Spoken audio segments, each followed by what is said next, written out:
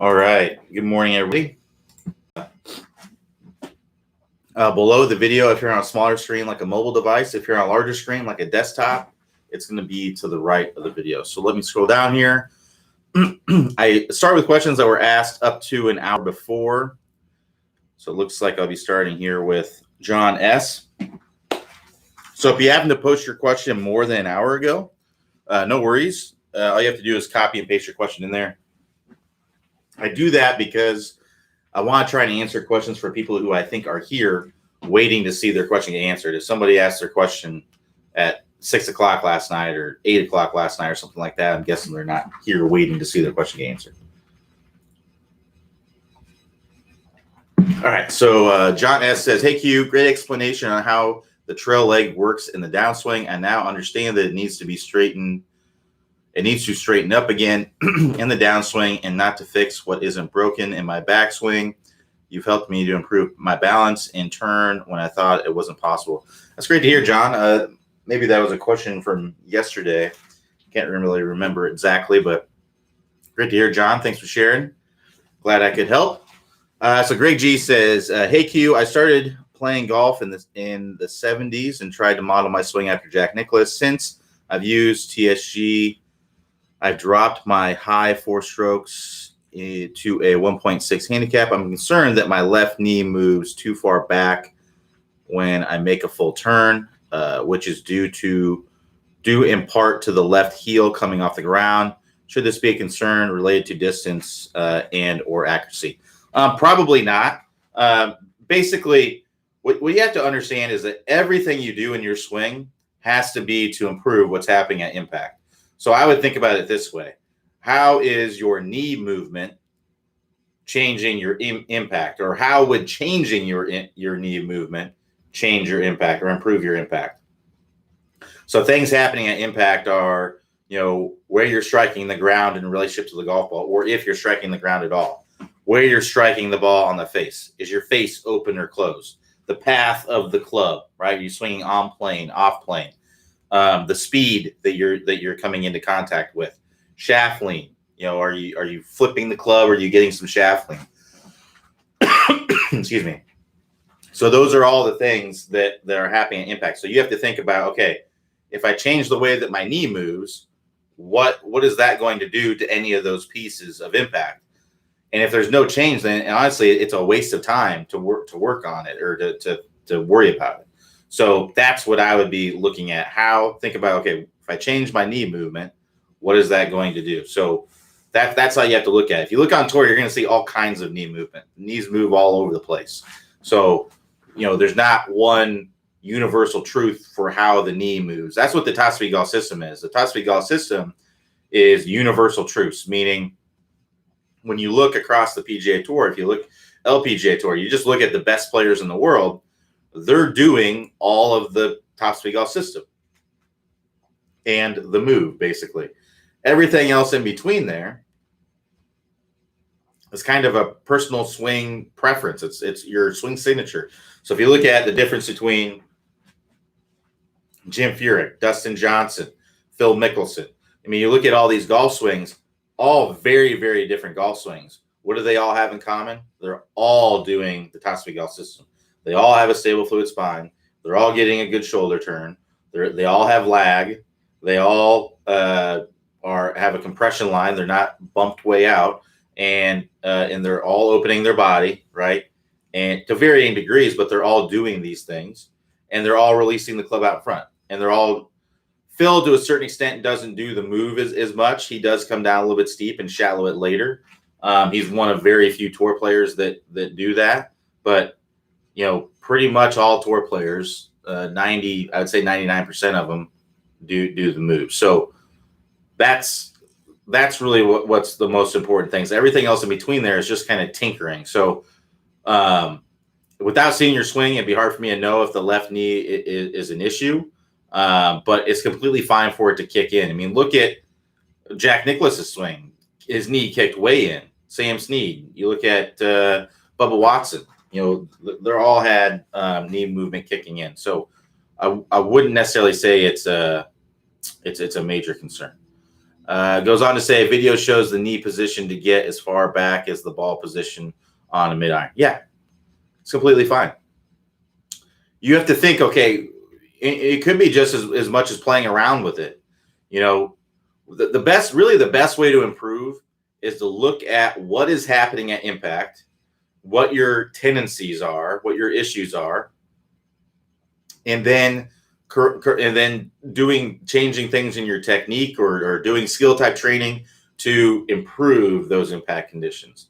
That's really how you get better. So for me right now, I struggle with a pull draw, right? So I need to work more on shallowing the club, right? And also I tend to get the face a little bit closed because I like to flip a little bit at the bottom. I've just always had a tendency to do that. So for me, it's shallowing out the club and more shaft lean, keeping that face open, trying to hit basically push slices all the time. You know, that's it. That and I'm working on things in my swing to be able to do that better, right? So that's what you have to look at. What's the most important thing? That has nothing to do with my knee. It has nothing to do with it's what's going on at impact, and then how do I get the impact to change? How do I move my body to get the impact to change? So that's how you have to look at it. What is your knee doing that's making your impact bad? If it's not doing, if you can't think of anything, then it's kind of a waste of time, right? That's how you have to look at it. All right, so Steve A says, good morning, Q. I'm going through the stable fluid spine again. Can you talk about how much the spine and shoulder tilt changes go from a wedge to a driver and as it relates to the compression line? Thanks. Yeah, so I'll have my dog move out of the way here. So basically, it's not going to be huge changes, but generally for a wedge, you can be a little bit more straight up and down, right? A little less angled away. And then for a driver, because you're a little bit wider and you're trying to hit more up on the golf ball, your spine angle can be more angled away, right? So here would be impact with, if I was hitting a wedge, impact may look like this, right? So not a huge amount of spine angle angled away. My compression line is pretty vertical here, right? May even be slightly angled toward with a wedge because I have a narrower stance. So stance with the wedge is going to be a little bit narrower. And I'm also probably going to be getting a little bit more forward. So a lot of times a wedge can have a compression line that is more angled toward the target. So here would be with a wedge impact. So compression line a little bit angled toward, spine angle, probably more in the 15-degree angled away range, not a ton there. And a dress would look something like this, so just slightly angled away with the spine. With an iron, I'm a little bit wider, so let's say 7-iron. Let's say I have a 7-iron here. So 7-iron, I'm going to be pretty vertical at impact. So here's would be my address. And then here would be impact with a 7-iron, a little bit wider stance. My compression line is going to be vertical to just slightly angled away, maybe a degree or two. And my spine angle is going to be more, toward the, 18-degree range, probably somewhere in there from my body opening up as I'm coming into contact. And then for a driver, I'm going to be wider yet, right? And now I'm trying to hit probably up on the ball a little bit more. So now my driver impact is going to look more like this, right? So spine or a compression line is going to be, somewhere probably in the 4 or 5 degrees angled away range. My spine angle is going to be more in the 20, 25 degree, angled away range. So those are kind of the differences. But I'm telling you right now, I'm not thinking about, okay, I need to get more angled away with my compression line or more my spine angle. That's just by virtue of essentially the setup and how I'm trying to hit the golf ball, right? So with a wedge, I'm trying to hit more down and through the golf ball to promote a lower ball flight. My stance is a little bit narrower, so that's all those things are going to make the spine angle less angled away and the compression line more vertical or even leaning toward the target. For an iron, I'm trying to hit down through the ball, but not as much as I would with a wedge. I'm trying to make ball first contact, get a nice kind of shallow divot as I'm coming through there. So again, with that, my stance is going to be a little bit wider. That's automatically going to make my compression line not as vertical or angled toward. So I'm typically going to be a slightly angled away or vertical. And I'm going to be a little bit less angled away with the spine because of how I'm coming in like that. And then with the driver, and let's say if you look at a long drive guy, they're really wide. They're really angled away as they're coming in because they're really trying to hit more up on the ball. So it just depends on how you're trying to hit the golf ball is what it would be. But generally, you can be a little bit more angled away with your spine angles and your compression line as you go up through the bag. And as you go down through the bag, you can be a little bit more toward vertical with those things because by virtue of the way that you're hitting the golf ball, of how you're hitting that shot.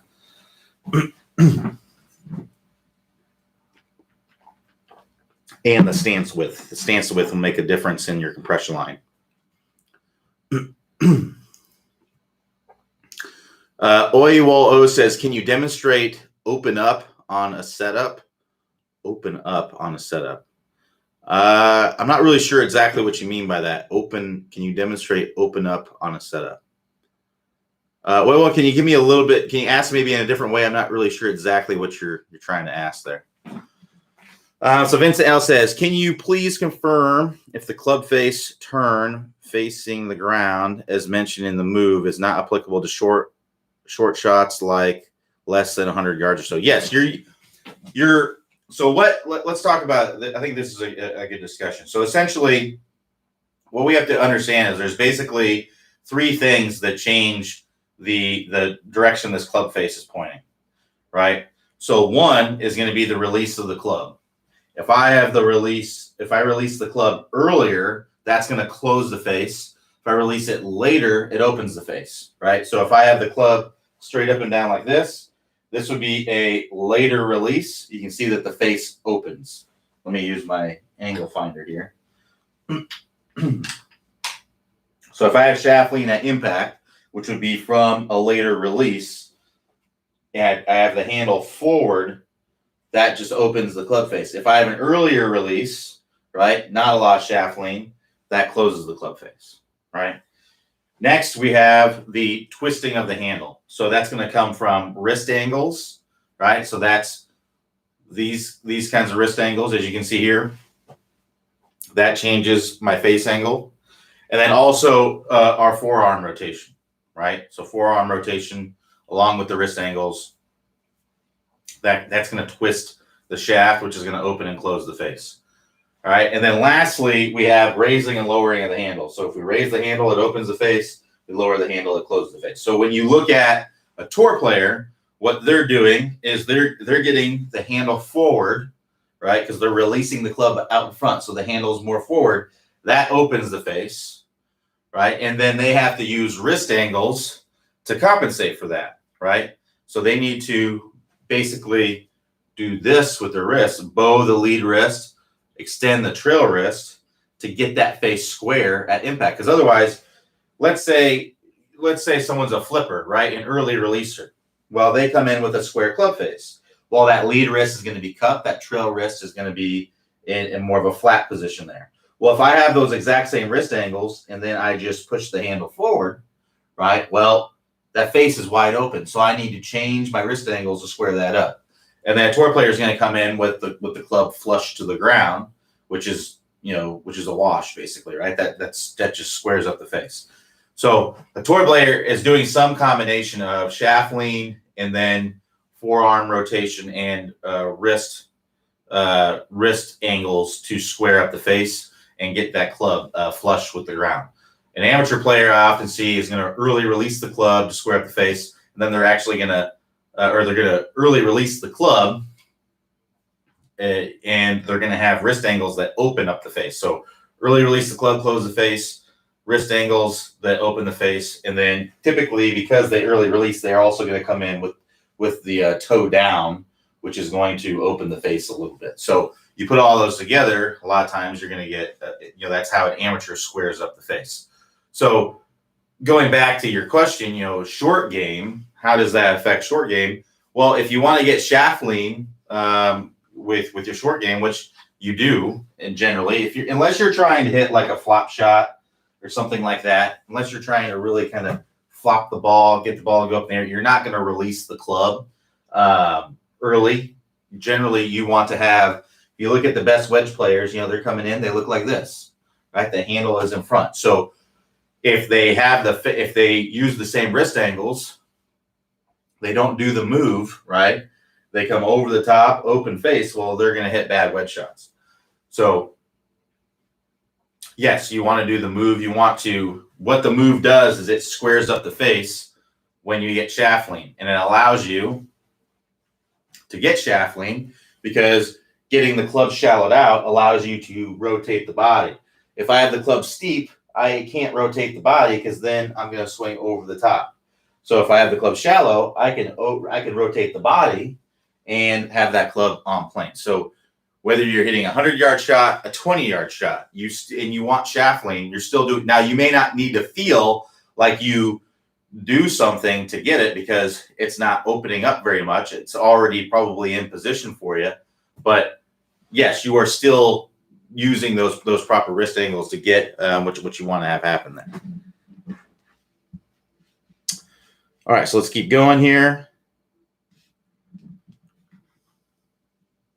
So Steve B says, "Hey Q, comfortable with stable fluid spine, but I'm hitting a lot of fat in thin shots. Swing has been early extension, all arms, and a flip. Suspect insufficient rotation and lag. How do I learn to rotate?" So that's a lot going on there. So the first thing that I would do to get rid of the fat shots is I would try to get your compression line to be pretty vertical. So remember, compression line is the line that goes from your lead ankle, lead hip, and lead shoulder. I try to get that to be more vertical, so that way your ground contact is more forward, right? So you want to have that ground contact occurring at the ball or slightly after the ball. If you're hitting a lot of fat and thin shots, your low point of your swing, so where the club comes down, reaches the bottom, and then comes back up, that's occurring basically at or before the golf ball. We need that to occur after the golf ball. And again, where the club bottoms out, it's not where it hits the ground. It usually is going to hit the ground before that, bottom out somewhere in the middle of your divot, and then come up out of the ground.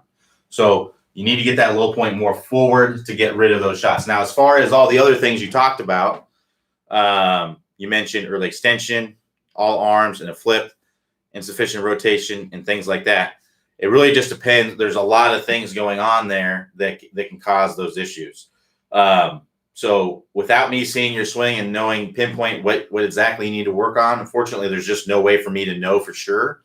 Now, if you'd like me to take a look at your swing, I do offer online swing lessons. Let me see if I have any spots available. Yesterday, I had one spot. So currently, I do have one spot available. So click the get a review link if you'd like to sign up for my online lessons, and then I can pinpoint exactly what's going on and get you on the right track. But other than that, it's really just working through the top speed golf system, because the top speed golf system is to help you do all the things that you're talking about.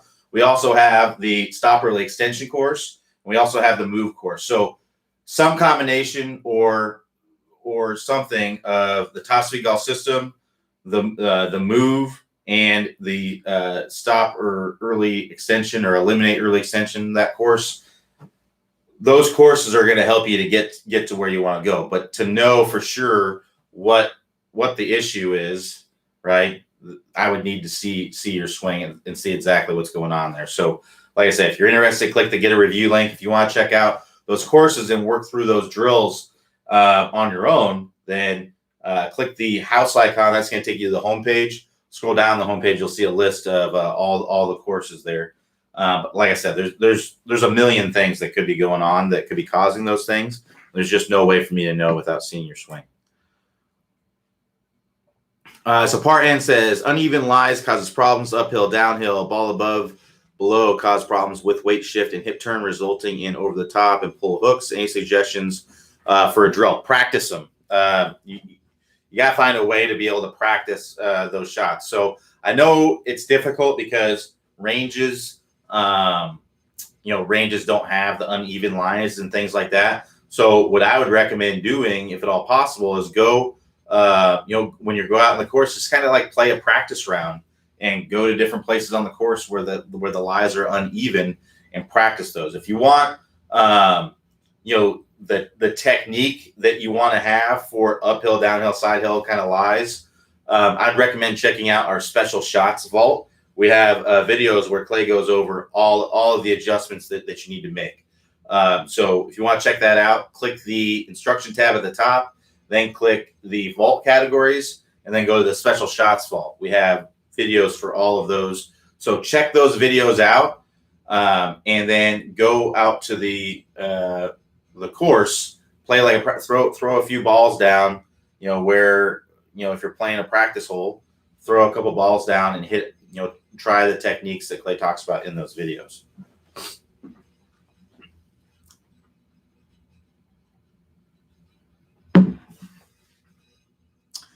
So Greg G says, thanks, Q. Good feedback about my lead knee. No problem. Glad to help.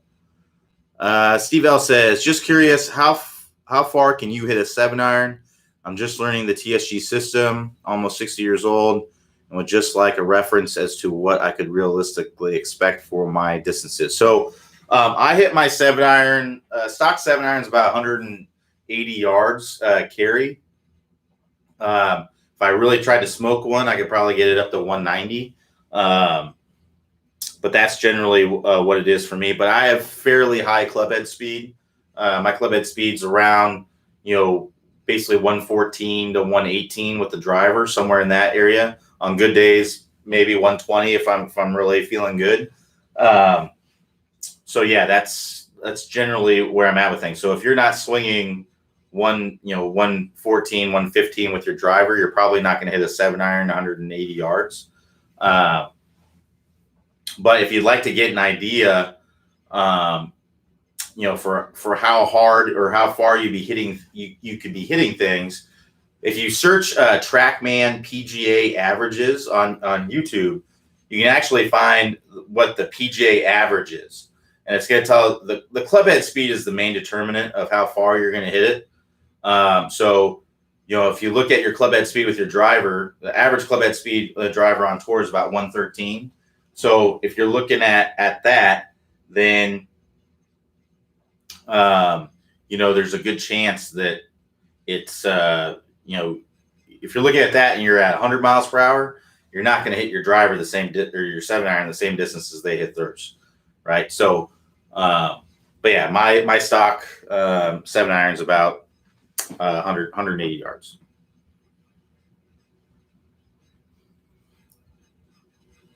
All right, so Steve A says, in the party stroke, what does it mean by releasing the head at impact? Do the hands lead the putter heads like in the full swing?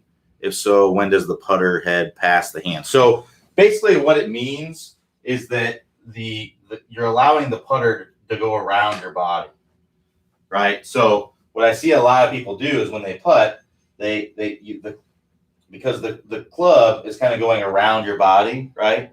The club goes to the inside a little bit. So you're putting on an inclined plane, right? You're not putting on a straight up and down plane. You're putting on an inclined plane. So what that means is that the putter is going to go inside.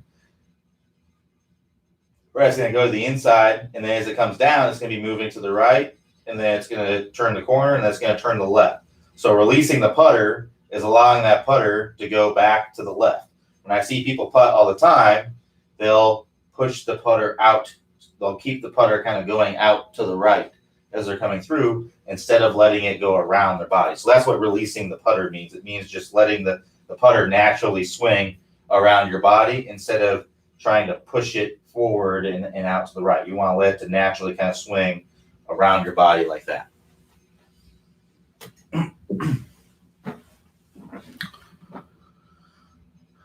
Thanks for the great explanation of tilt, all the clubs in the bag. You rock. No problem, Steve. Glad to help.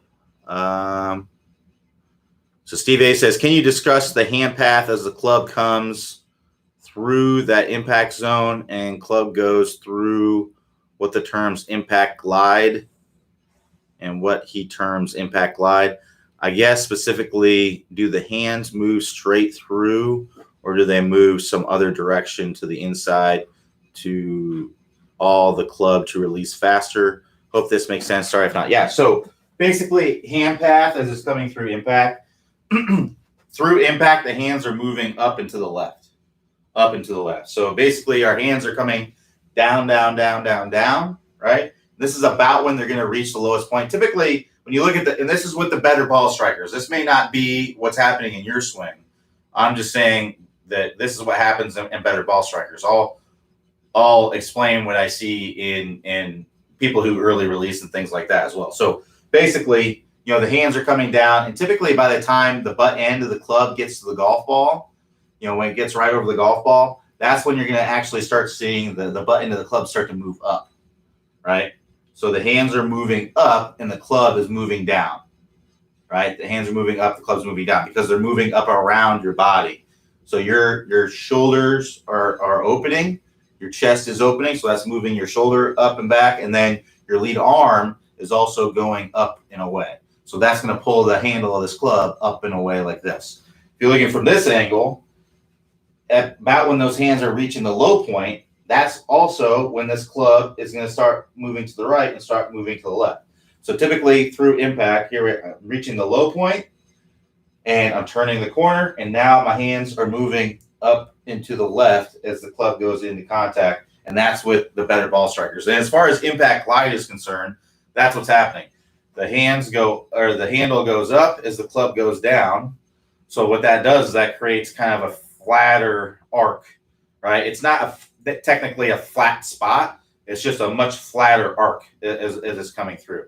So that is happening, right? As opposed to when you look at early releasers of the club, typically the hands are reaching the low point at the same time the club is, or close to the same time. So basically they're coming in, hands are reaching the low point right here, club is reaching the low point shortly thereafter, and then it's an early release of the club, right? And then the hands and the club move up and left. So they kind of work they're almost the same, or the club is just slightly behind. But in the better ball strikers, the hands are moving up to the left as the club's working down to the right through impact. And then eventually the club works up and to the left past impact.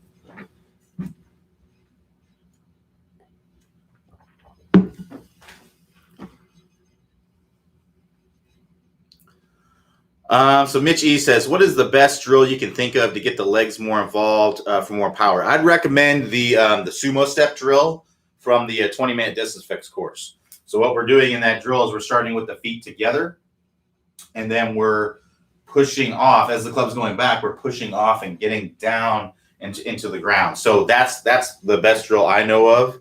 The step drill, the sumo step drill from the 20-minute distance fix. To find that drill, click the instruction tab, and then click the 20-minute distance fix. And then I believe it's the second drill in the first week is the sumo step drill. So Vincent L says, I really like the move. It helps me to finally be able to draw the ball. Still a work in progress though, but does it not prevent to hit a fade on purpose? As sometimes it is good to still hit fade. So yeah, you can hit a fade doing the move. You can absolutely hit a fade doing the move. Dustin Johnson, Brooks Koepka, all those players predominantly hit fades. So in order to hit let's talk about basically what puts curvature on the golf ball. So in order to hit a draw, the face just has to be closed to the path. So what that means is the direction the club face is pointing at impact is closed to the direction the club is moving through impact, right? So that's what happens for a draw. For a fade, it's the opposite. The club face is open to the path. So the club face at impact is open to the direction the club head is moving through impact. So you can still shallow the club. So here I am shallow, and then I can come through and I can have the face more open, even though I've squared up the face. I'm just doing it a little bit less. So you're just basically easing off of the move a little bit. Typically when I hit a fade, I'm trying to get my hands more in front because that opens the face. So I'm not trying to do this more, right? I've already got that face squared up. I'm just trying to get the handle more in front so that way it opens the face. We talked about earlier how releasing the club earlier closes the face and releasing the club later opens the face. That's basically what I'm doing, is I'm just trying to get the hands more in front to hit that face. So that way I don't lose a lot of distance on my face. I'm getting more shaft lean, and then I don't lose as much distance because I'm getting the shaft lean to make up for the opening of the face a little bit. That happens with a fade. A lot of times when you hit fades, that's basically what a power fade is. A power fade is making up for the loft that you're adding by opening the face, by getting the shaft leaning more forward, right? So that's really what a power fade is. So yeah, you can still do the move. You can still shallow out the club, open up the body. You're just going to have the face a little bit more open when you're hitting a fade. So you're just not turning down the handle as much to get the face closed as you're coming in. And like I said, for me, what I think is easier, and you may find it different for you, is I like to basically feel like I'm getting more shaft lean. I'm getting the hands more out in front, more rotation. So I actually shallow the club a little bit more, I just try to get more rotation and get the hands more out in front. And usually that gets a pretty good fade on.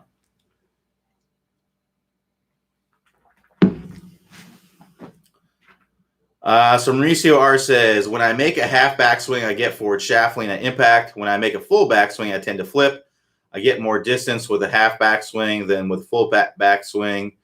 In a half and full backswing, the position of the club is in the same when my hands reach the hips. With a full backswing, could it be better of increasing the speed of leading arm before impact or order to prevent flip? Hold on. With full backswing, could it be a matter of increasing the speed of the lead arm before impact or in order? I'm having trouble. In order to prevent flip. So a lot of times you'll get more shaft lean in a half swing versus a full swing because you're putting force in the handle over a shorter period of time, right? So you have to keep force in the handle to keep the handle in front. The moment I stop, basically the handle slows down. That's the moment it wants to release, right? So in your half backswing or what? In reality, I will say that it would be extremely difficult to get so much more shaft lean in a half backswing that you're hitting the ball the same distance. You're probably taking much more than a half swing. It's probably more like a 3/4, or it's probably not. I would look at it on video. It probably isn't that much different than what you're saying is a full swing. Because when I say half swing, like this is a half swing. And then this is a full swing, right? And then this would be about a 3/4 swing.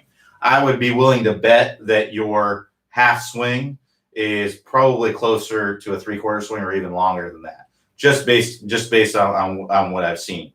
But also, so let's say it is a 3/4 swing. In reality, you only have to keep the handle moving from here all the way to impact. There's a shorter period there that you have to keep the handle moving. Because if I go like that, you can see how the club wants to trail, right? The club head trails if I move my hand that way. But if I get my hand moving and then I stop my hand, the club wants to release. So that's likely what's happening on your long swing, is that you're having trouble keeping this handle moving, and the hips stall out and you release it, right? Or the hands stall out, something stalls out and you release it. Whereas with your 3/4 swing, you're able to more easily, or your half swing, you're able to more easily keep that handle moving and keep the hands in front.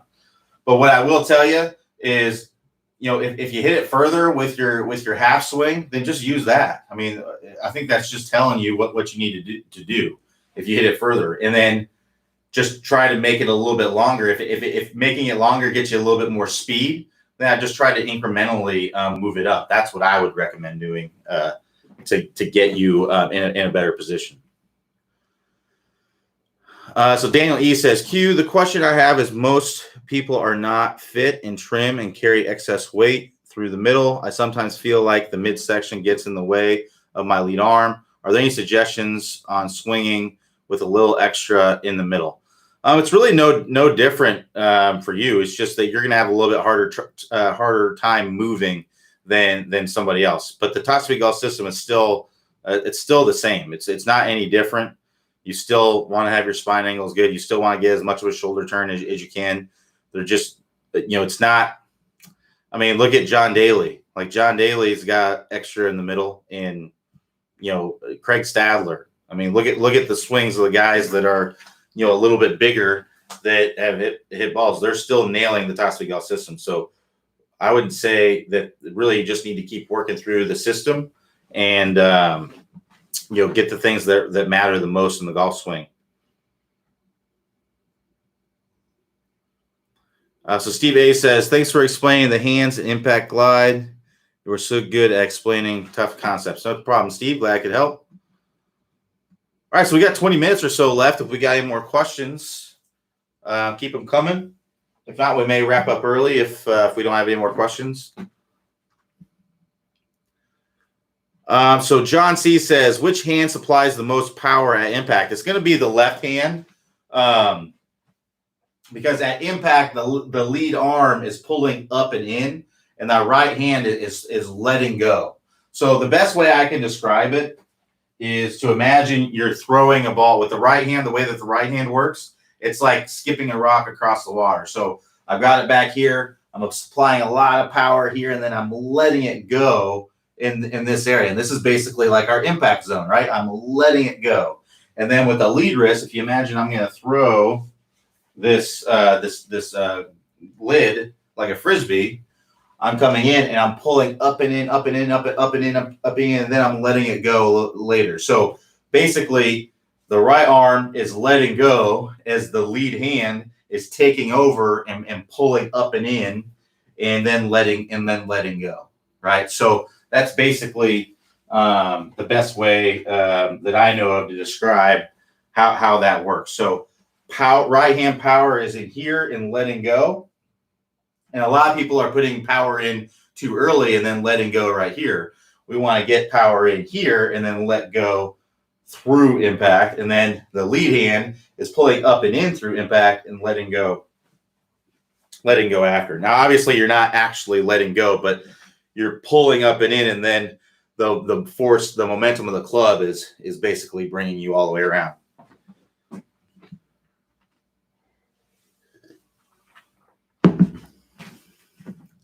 But you want to have more of a light right hand at impact. The left hand's pulling up and in.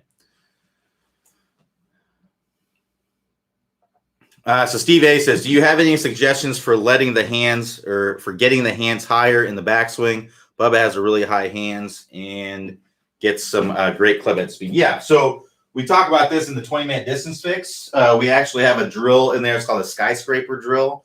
So in that drill, basically you're basically trying to feel like you're punching your way through a ceiling or something like that. That's kind of what you want to feel like. Now, or punching the sky. Jack Nicklaus talks about punching the sky. I think those are good feelings, but I think it's also good to know what exactly is getting those up there. So what's getting the arms up there is your front delts here. So your muscles in your shoulder. If you put your arm or put your hand on the front of your shoulder and you lift it, you're going to see how those muscles kind of tighten and bring the arms up. So that's what's raising the arms. So you almost want to feel like you're doing a touchdown signal is basically what you want to feel like. So a good way to kind of get the hands up there would be doing a drill where you essentially do a touchdown signal, but you kind of do it to where it's off over your right shoulder if you're right-handed. So what I would try to feel like is that you have the club, you hinge it up about 90 degrees, right? So I'm in my address position. I'm going to hinge the club up about 90 degrees. Now I'm going to take the club and I'm going to keep my lead arm relatively straight here. And I'm going to get it up over my right shoulder as much as I can. So like that. So now I'm up over my right shoulder. I'm staying in my posture, right? So I've hinged it up over my right shoulder. And then from there, I'm just going to turn my shoulders about 90 degrees. And you can see that puts me in a very upright kind of position, like a Bubba Watson kind of position. And then from there, you can swing down and through. And then I would just do some more swings where you're focusing on trying to get to that same position up there. So, but what you really want to feel like is that you're lifting the club, all right? So there's what's called horizontal rotation, and then there's the vertical movement of the club. So when we're talking about the horizontals, we're talking about the hips We're talking about the shoulders mostly, right? And then with the verticals, we're talking about the lifting of the club. So if you imagine if I took this club back and I had no verticals in my golf swing, I didn't lift the club up at all, I just turned my hips and turned my shoulders, my golf swing would look like this, right? And if I had no horizontals, right, then my golf swing would look like this. So you got to put those together, right? You have to put together you got to put together the horizontal rotation as much as the vertical lift of the club. Now, if you're having trouble getting the club up, you're going to need to feel a lot more lift of the club. I would almost feel like you're doing this, like you're just lifting that club straight up in the air. In reality, what your swing will probably look like will be something more like this, where you're getting the club up in the air. So just exaggerate it, look at it on camera, but really feel these front shoulder muscles lifting the club up, lifting it up in the air. That's what you want to feel like. Almost like if you had a baby and you were throwing it up in the air, playing with the baby. That's kind of what you want to feel like is going on. You're lifting it up.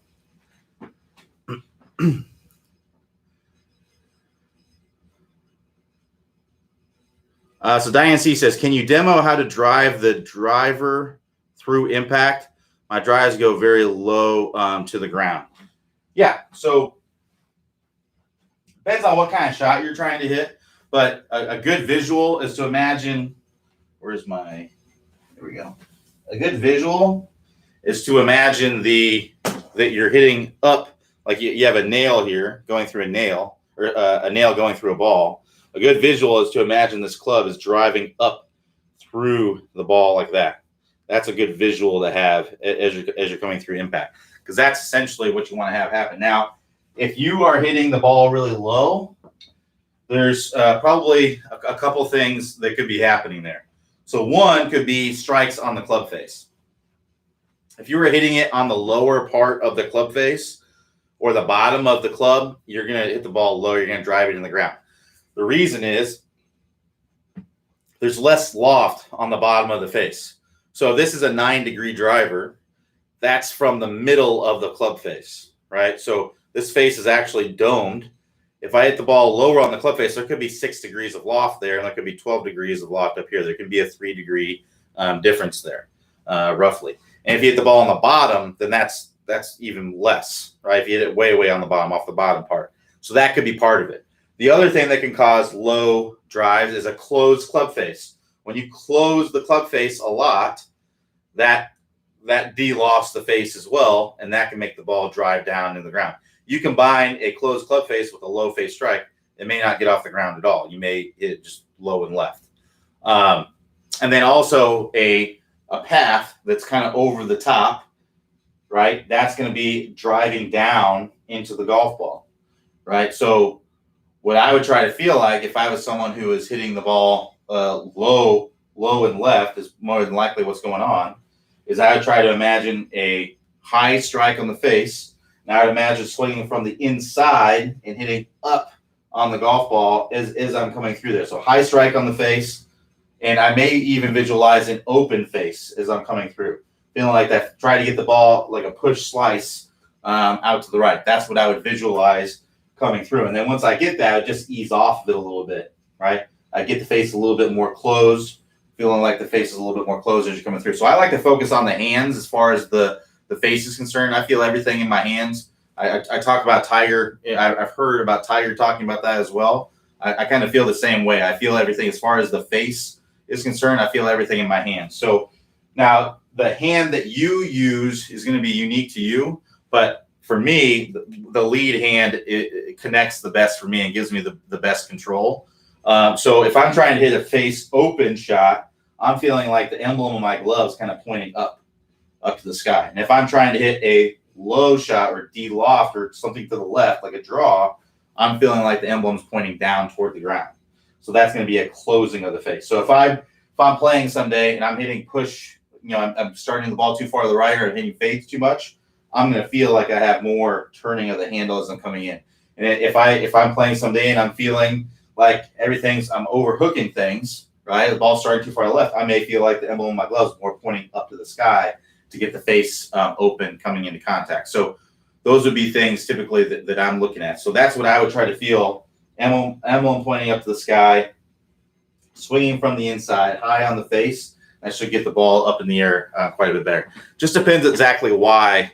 It could be any one of those things or all of those things at the same time. It could be the strikes on the face. It could only be the strikes on the face. That could be the only thing that's the issue. It could be like it over the top chopping down into the golf ball. The angle of attack's too steep. It could be only that. It could be the face is getting too close. It could be any one of those things or all those things at the same time. So you have to kind of see and figure out what the issue is there.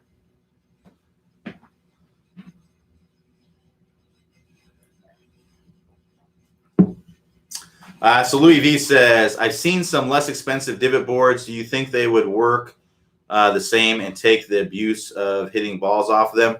I don't know. I'm not sure which ones you're referring to, but the AccuStripe mat is one that I like in the divot board. It's called the divot board. I've also used it and I like it. So this one, I probably hit, I don't know, 1,000 balls off of this, maybe a little bit more. And the felt itself is holding up fine. No issues there. It's still, you can still easily see. The only issue is that the paint I don't know if you can see, there's like little, that's where you put the ball, and that used to be covered completely in white, but just from hitting it so many times, it kind of takes the paint off of there.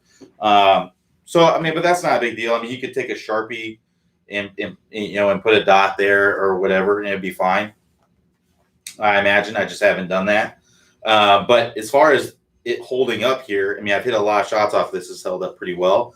And then the divot board, I really like that as well because I think it's way more obvious where your strike is starting. Because this one, it can kind of start rubbing up, and then you'll get the full strike, and then so it's not as obvious and it's not as clear on this. Whereas with the divot board, I mean, it goes from green to white, right? It's sequence. So that's part of why I like that one a little bit more. I think it's a little better made too. But there is an infinite amount to how many strikes those things can take until they sell you a little replaceable sequence thing, so you don't have to buy the base again. You just buy the replaceable ones. I think it's like $30 for a replacement or something like that. I can't remember how much it is, but I prefer that one. But as far as the other ones are concerned, we haven't. Those are the only ones that we tested, so I don't know how well the other ones hold up. It's really just something you're going to have to probably find for yourself if you don't want to get the divot board or the AccuStripe mat. But yeah, it's up to you. So Dennis RB says, do you change the width of your stance depending on the length of the iron? For iron shots, I don't really change the width of my stance. Generally for a wedge, I'll be a little bit closer. Iron shots, pretty much everything else is right there. And then for a driver, I get a little bit wider. But for, from a 7-iron to a 5-iron, I mean, it's no different for me. Now, if I'm trying to hit a different kind of shot, like let's say I'm trying to hit maybe like a really low one, I might get a little bit narrower because that makes it easier to get more forward and get down through it. So depending on the kind of shot I'm trying to hit, that may change the stance. But as far as general, at 9-iron and 5-iron, the stance is going to be the exact same just for a stock shot. For me, that doesn't mean that,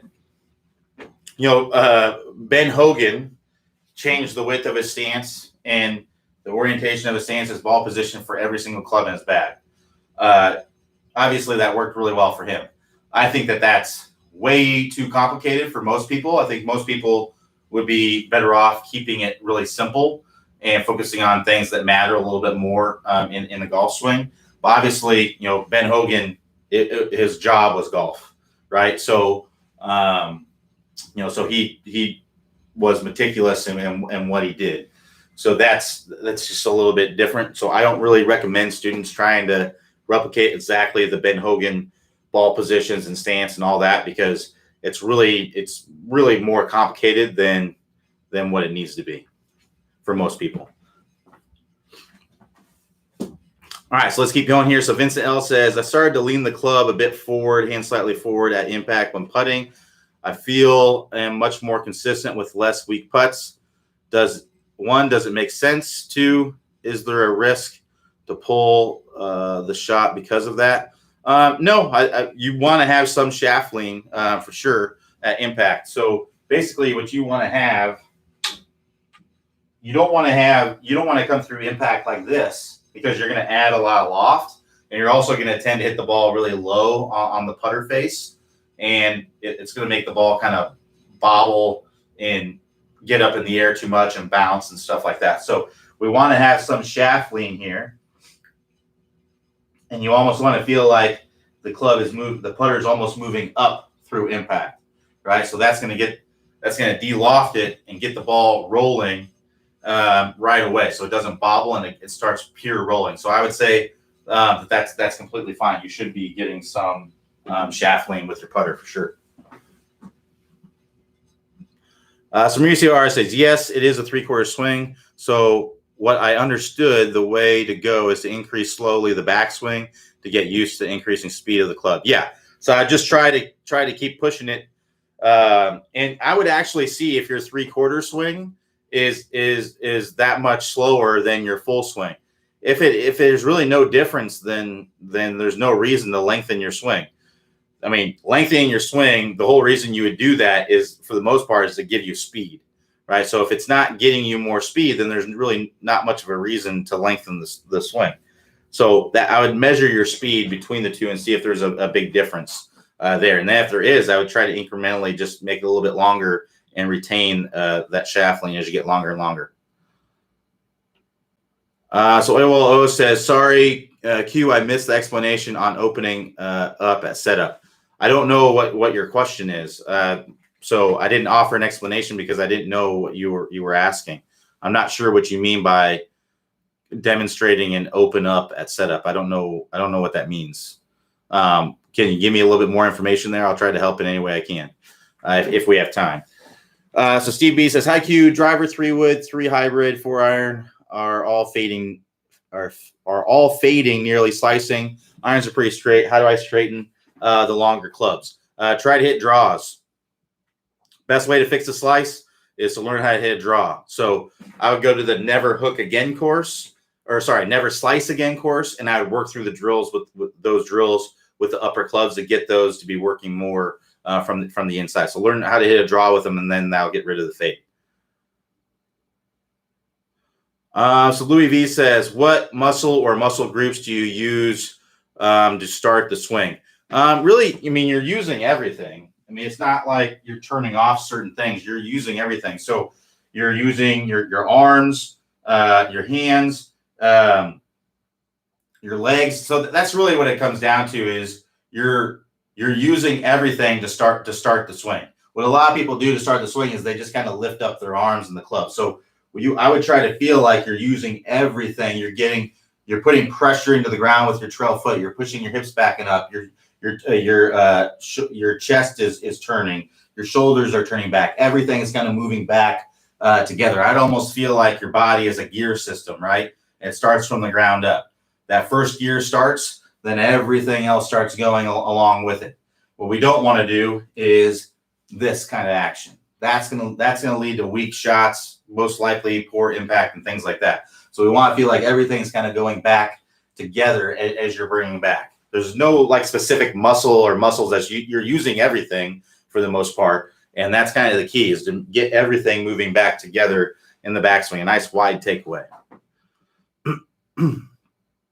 So OO says, do you still have forward shaft lean on a driver? If so, how much?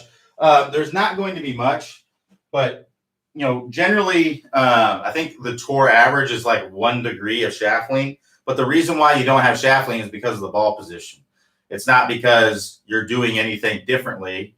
It's because the ball position is much more forward. So if you look at impact position with let's say with an iron here, right? My hands are in front of my lead thigh with the better players. My ball position's more, a little bit ahead of the middle of my stance. And then you look at impact with the driver, right? The ball is more forward in my stance, but my hands are basically in the same place. So you see the ball is more forward, but the impact position where the body is and where the hands are is very similar, right? So there's not the appearance of a lot of shaffling, but you still want to be getting that club to release out in front.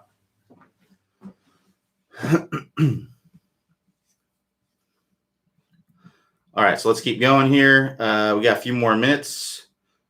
So John R. says, I feel like I'm flattening the club and doing the move on the drive and have added over 30 yards. Thank you. But on the shorter irons, I don't notice any distance and feel like I'm flipping.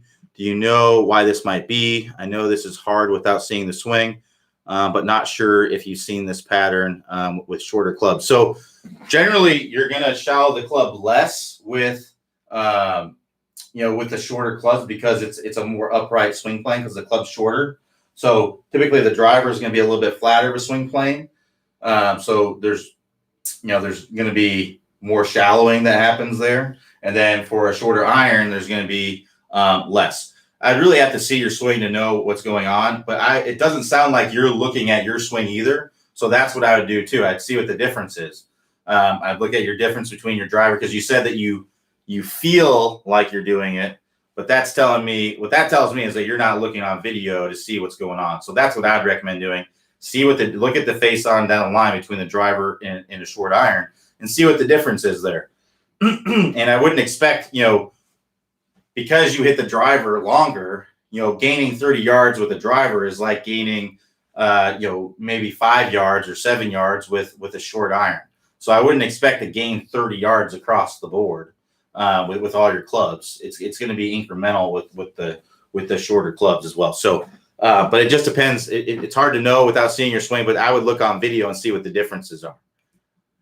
All right. So last question here is from Roger B. Says, on getting the club high at the finish of the backswing, I feel like the trail arm is pulling the club around while trying to keep the lead arm straight. Is that the right feeling?